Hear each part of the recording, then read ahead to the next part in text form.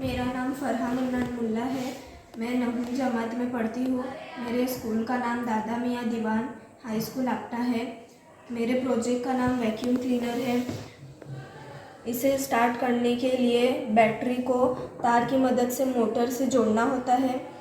इस तरह जोड़ने पर ये फ़ैन घूमने लगता है और बॉटल में वैक्यूम प्रेशर बनता है।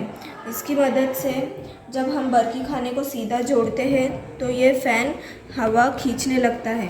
इसका इस्तेमाल हम घर में गाड़ियों में कर सकते हैं।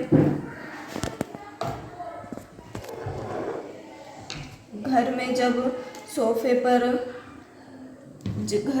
सोफ़े वगैरह पर ये धूल जम जाती है, कारपेट पर धूल जम जाती है तो उसे साफ़ करना मुश्किल होता है, तो उसके लिए हम इसका इस्तेमाल कर सकते हैं। गाड़ियों में सीट पर साफ़ करने के लिए इसका इस्तेमाल कर सकते हैं। इसका दूसरा इस्तेमाल बैटरी को उल्टा जोड़ने पर यह हवा बाहर खारिज करती है। इसका इस्तेमाल हम गार्डन में सूखी पत्तियों को हटाने के लिए कर सकते हैं।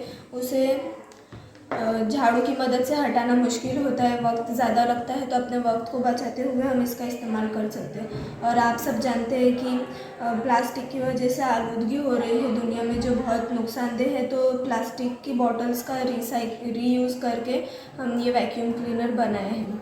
शुक्रिया।